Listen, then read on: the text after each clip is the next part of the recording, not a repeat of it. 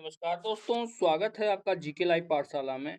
Uttar Pradesh police exam के लिए current affair की सीरीज जो कि फूल पत्ती वाली क्लास है कुमार गौरव सर की, इसको लेकर आ चुके हैं। इसमें जो है पूरा का पूरा सिलेबस वाइज करंट अफेयर दिया गया है, तो इसको हम लोग कवर करेंगे। अगर इसको पूरा पढ़ लेते हैं तो जितने भी करंट अफेयर आपके एग्जाम में आने की संभावना है, कहीं ना कहीं इसी से रिलेटेड आपको मिलेंगी, क्योंकि बुक बहुत अच्छी तरह से इस बुक को बनाया गया है। तो यहाँ पर वर्तमान पदाधिकारी हैं, उसके बाद देखिए यहाँ सिलेबस पूरा दिया गया क्या क्या रहेगा, तो सारा का सारा इसमें मिल जाएगा आपको देखने के लिए। 3 से 4 लेक्चर में समाप्त हो जाएगा। तो जो लोग भी नए जुड़े हैं प्लीज़ आप लोग वीडियो को लाइक करिएगा, चैनल को आप लोग जरूर सब्सक्राइब कीजिएगा। चलिए इसको जो है अंतर्राष्ट्रीय परिदृश्य से शुरुआत करते हैं। पहला हेडिंग है आपका करेंसी नोटों पर राष्ट्रपति के हस्ताक्षर यूएसए में हो रहे हैं। इसके बारे में हम लोग देखेंगे पहले। अमेरिकी राष्ट्रपति डोनाल्ड ट्रंप का हस्ताक्षर जल्द ही अमेरिकी कागजी मुद्रा पर दिखाई देगा। 1861 ईस्वी में डॉलर के नोटों की शुरुआत के बाद 165 सालों में पहली बार किसी मौजूदा राष्ट्रपति के हस्ताक्षर के नोटों पर छपना या पहला मौका, यानी इससे पहले मौजूदा राष्ट्रपति के हस्ताक्षर नहीं होते थे। अगला पॉइंट है, यूएस के कोषाध्यक्ष ब्रैंडन बीच ने एक सोशल मीडिया पोस्ट में कहा है कि अमेरिका की 250वीं वर्षगांठ के उपलक्ष्य में राष्ट्रपति डोनाल्ड ट्रंप के हस्ताक्षर ट्रेजरी सेक्रेटरी स्टॉक बेसेट के हस्ताक्षर के साथ जल्द ही यूएस करेंसी पर दिखाई देंगे, जो इतिहास में पहली बार होगा। अब यहाँ पर डॉलर का इतिहास है, इसको देख लेते हैं। 25 जून 1757 को कॉन्टिनेंटल कांग्रेस ने अमेरिका की रक्षा के लिए क्रेडिट बिल के रूप में $2 के नोट जारी करने की अनुमति दी थी।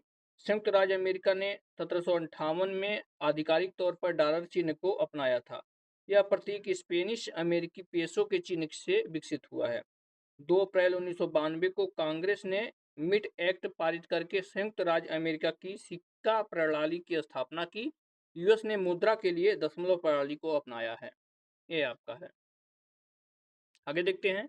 बच्चों के लिए स्क्रीन का प्रयोग न करने का निर्देश यूके ने दिया है। इसके बारे में देखते हैं। यूनाइटेड किंगडम ने 5 साल से कम उम्र के बच्चों के लिए स्क्रीन टाइम सख्त दिशा निर्देश जारी किए हैं, ताकि उनके मानसिक स्वास्थ्य और विकास की सुरक्षा कर सके के लिए स्क्रीन के इस्तेमाल को जो है सीमित किया जा सके। इस नई एडवाइजरी में 2 साल से कम उम्र के बच्चों के लिए स्क्रीन का इस्तेमाल बिल्कुल न करने की सलाह दी गई है, और 2 से 5 साल के बच्चों के लिए इसका इस्तेमाल दिन में सिर्फ 1 घंटे तक सीमित कर दिया गया है। आगे देखते हैं। यह कदम यूके सरकार के एक बड़े प्रयास का हिस्सा है, जिसकी अगुवाई प्रधानमंत्री कीर स्टार्मर कर रहे हैं।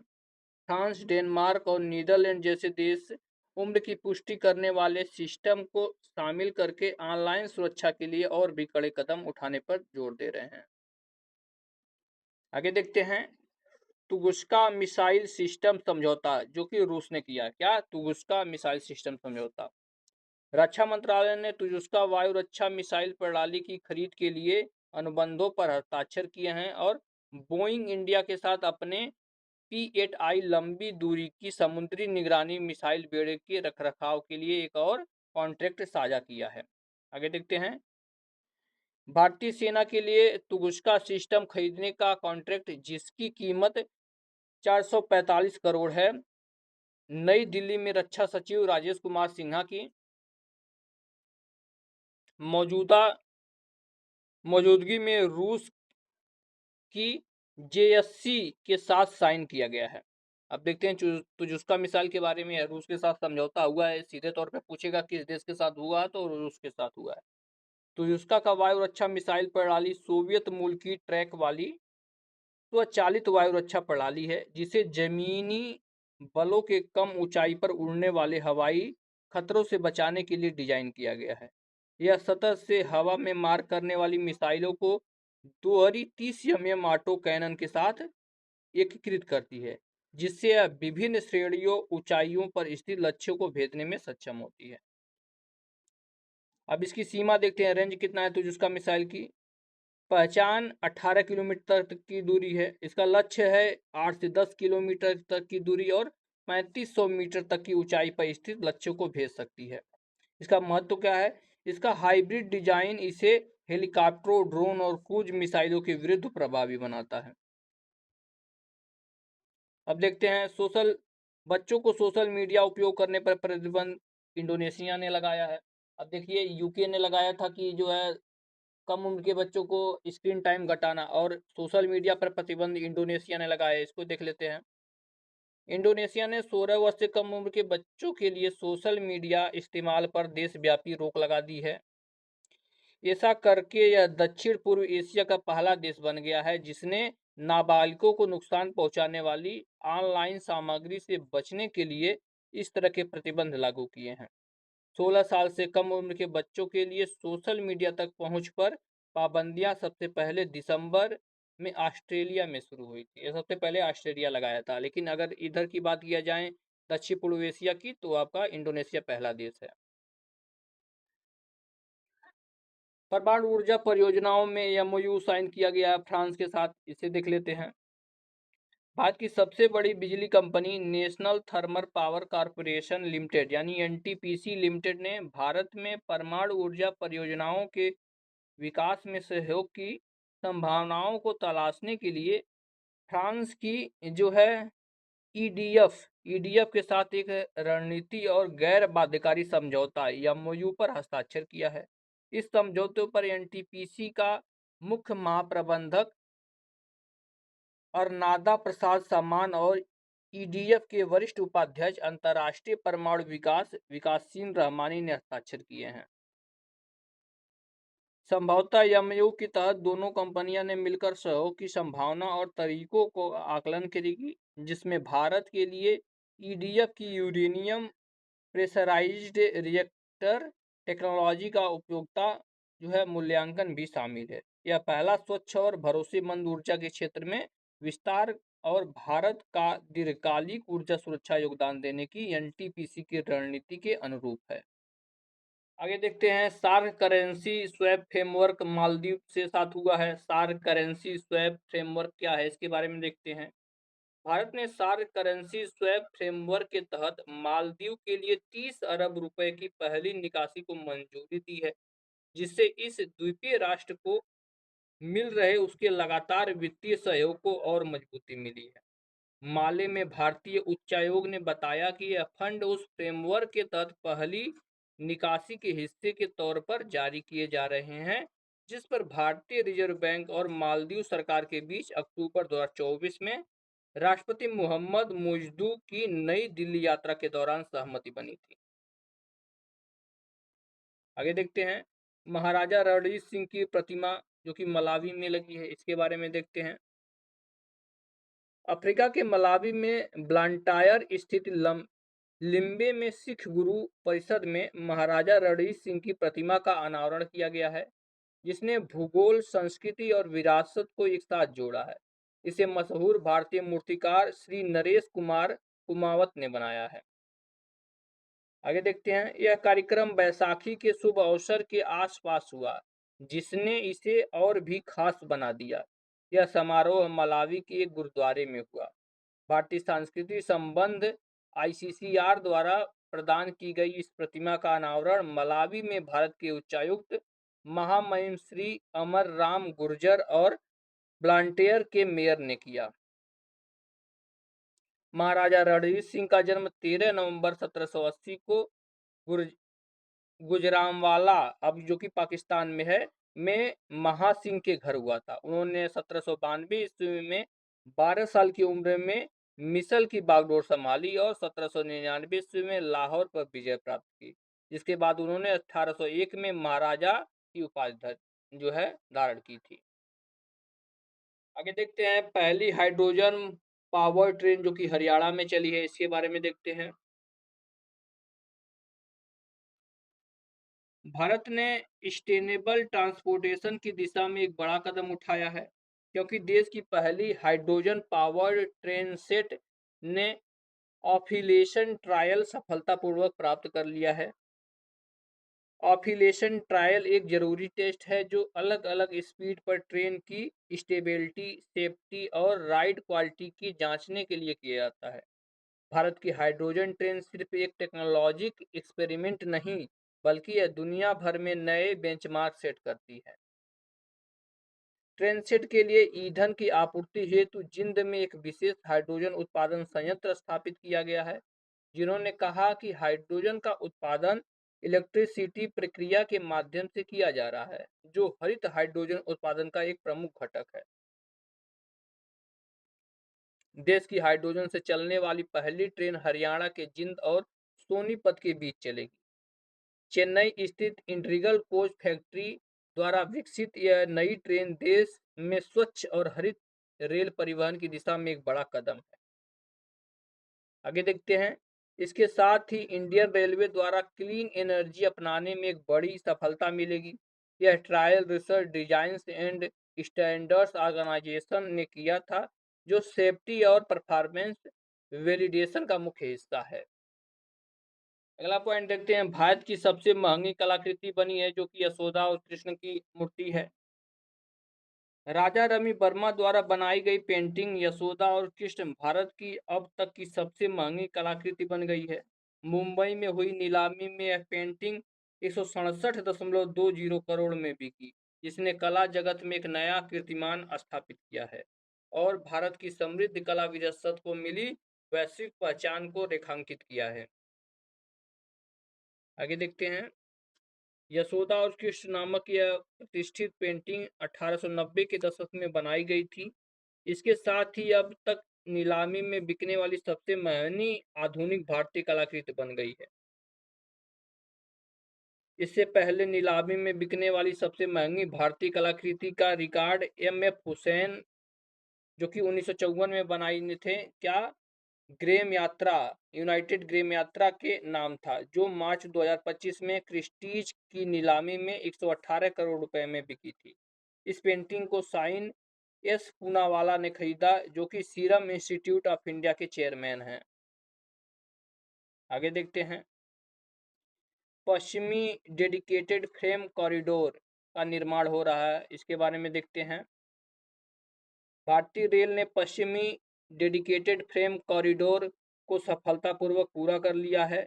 यह कॉरिडोर महाराष्ट्र के जवाहरलाल नेहरू पोर्ट टर्मिनल से लेकर उत्तर प्रदेश के ददरी, जो कि 1506 किलोमीटर क्षेत्र यात्रा में फैला हुआ है। यह कॉरिडोर पूरे भारत में माल ढुलाई के तरीकों को पूरी तरह से बदल देने के लिए तैयार है। इसकी बढ़ती हुई क्षमता, तेज आवाज और बेहतर कार्यक्षमता के कारण आगे देखते हैं। कार्यक्षमता के कारण इसे लॉजिस्टिक्स प्रदर्शन में सुधार होने और आर्थिक वृद्धि के संवर्धन मिलने की उम्मीद है।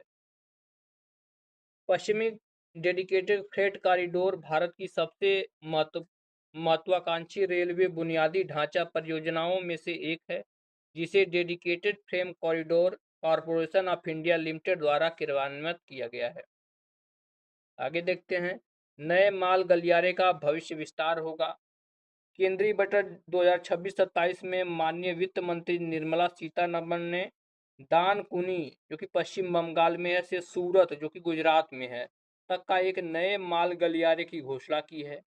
यह विस्तार बुनियादी ढांचे की नेतृत्व वाली आर्थिक वृद्धि और औद्योगिक केंद्रों के बीच कनेक्टिविटी को बेहतर बनाने पर भारत की निरंतर फोकस की भी मार्गदर्शन करेगी।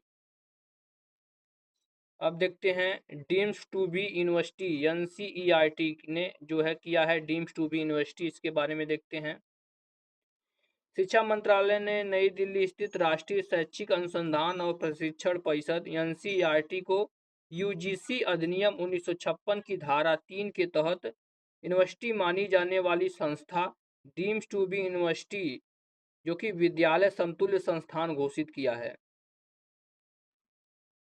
शिक्षा मंत्रालय ने यूजीसी की सलाह पर राष्ट्रीय शैक्षिक अनुसंधान और प्रशिक्षण परिषद एनसीईआरटी को घोषित किया है।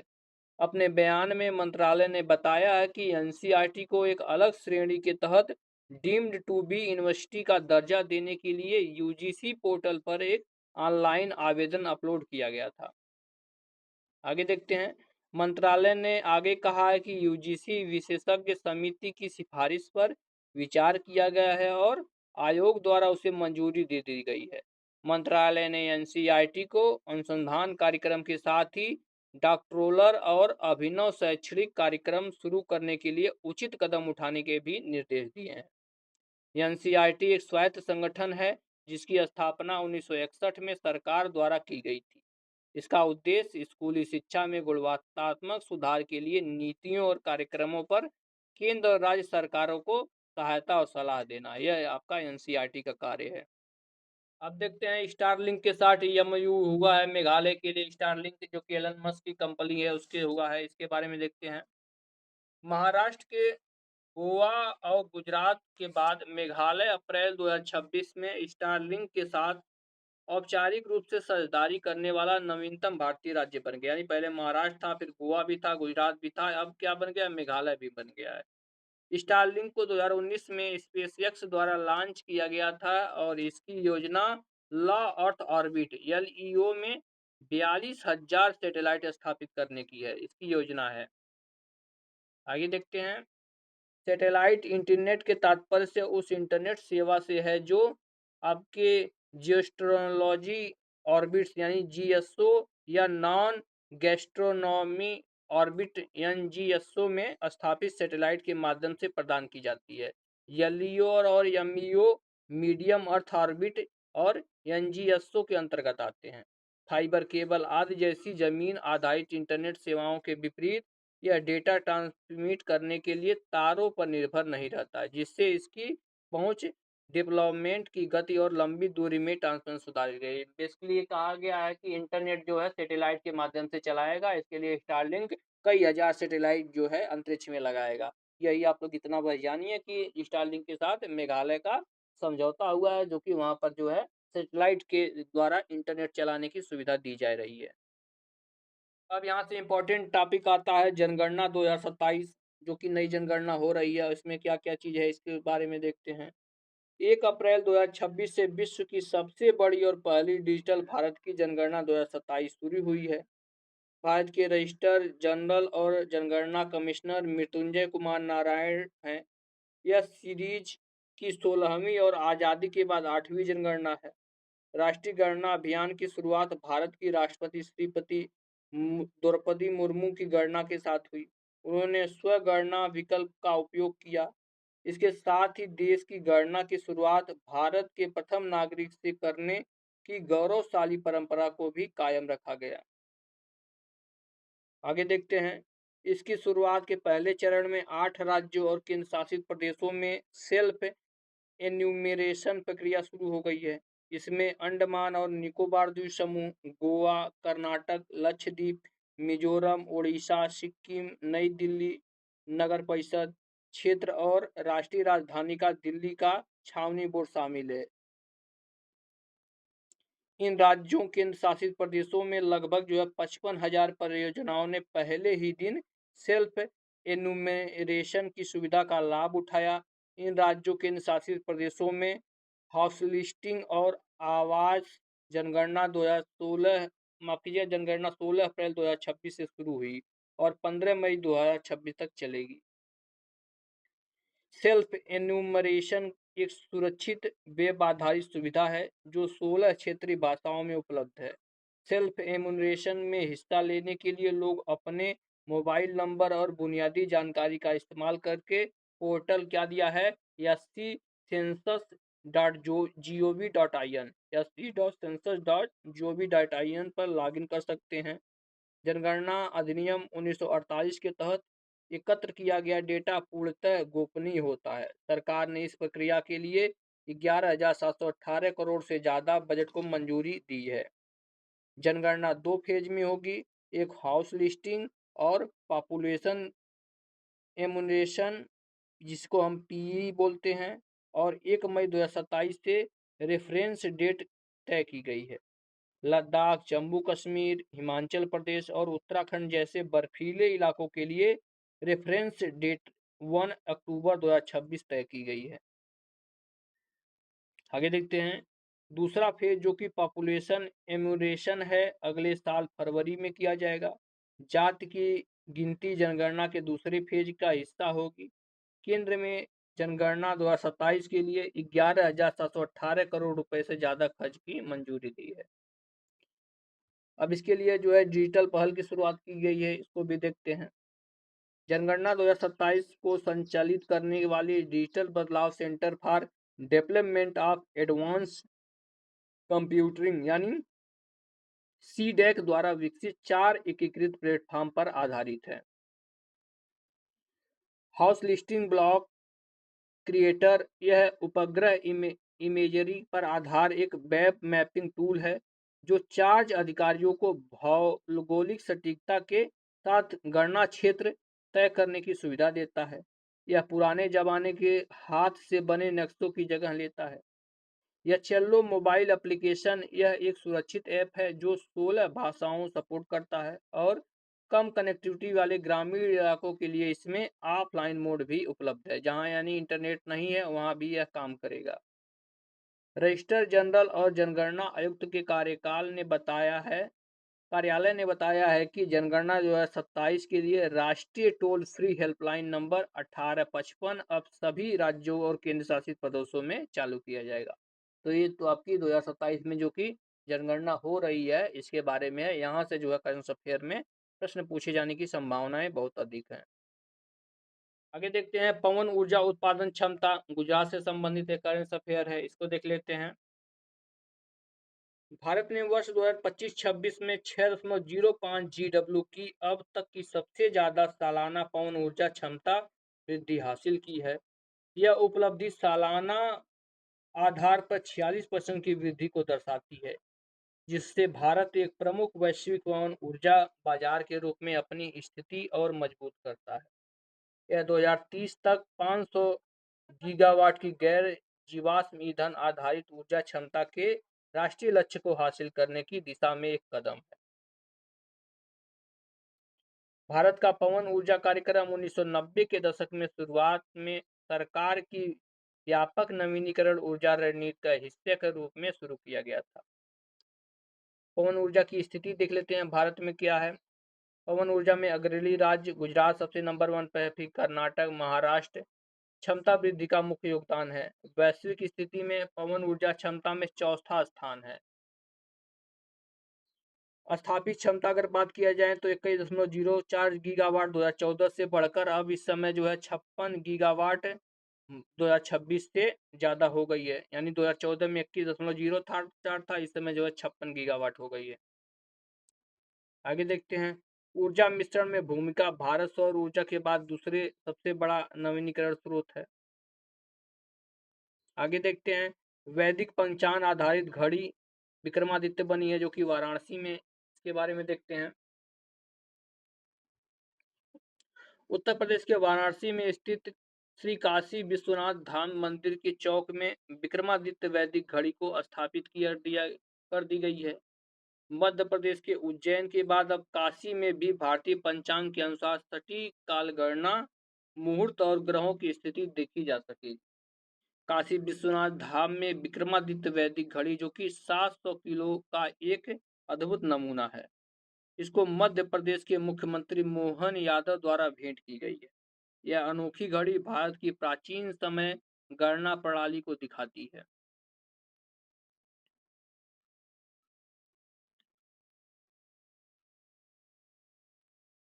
जो दिन को 30 मुहूर्तों में बांटती है और आज स्थान माध्यम समय तिथि नक्षत्र और भी बहुत कुछ दिखाई देगी। इस घड़ी को मुख्यमंत्री योगी आदित्यनाथ की मौजूदगी में आयोजित एक समारोह के दौरान औपचारिक रूप से पेश किया गया।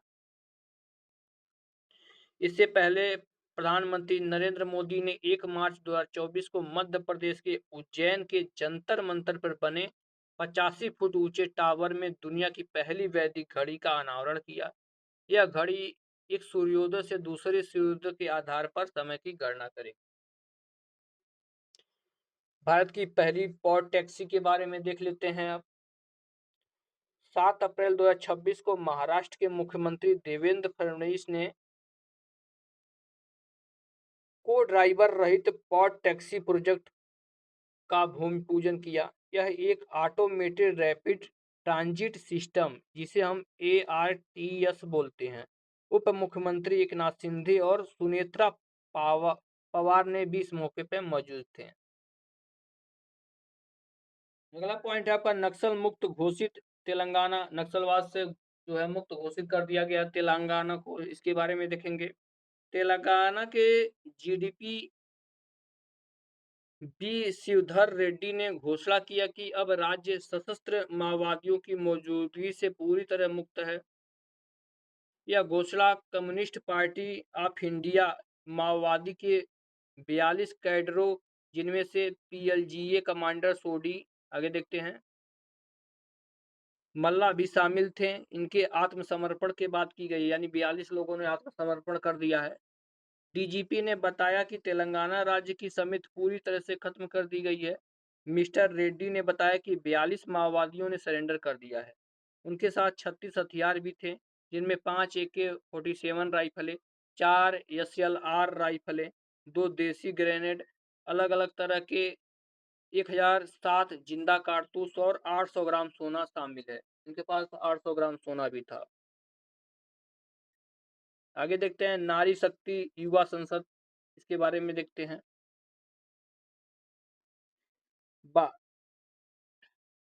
12 अप्रैल 2026 को युवा मामले और खेल मंत्रालय ने अपने मेरा युवा भारत प्लेटफॉर्म के जरिए my Bharat budget connect 2026 grand finale से पहले देश भर में सफलतापूर्वक नारी शक्ति युवा संसद का आयोजन किया। नारी शक्ति विकास भारत की आवाज, समावेशी लोकतंत्र को मजबूत बनाना थीम पर आधारित है। इसकी थीम क्या है? समावेशी लोकतंत्र को मजबूत बनाना। यह पहल एक ही समय पर 17 जून आयोजित की गई। इस ऐतिहासिक आयोजन में 7,000 से ज्यादा युवा महिलाओं ने संगठित लोकतांत्रिक भागीदारी और युवाओं के नेतृत्व वाले नीतिगत संवाद में हिस्सा लिया।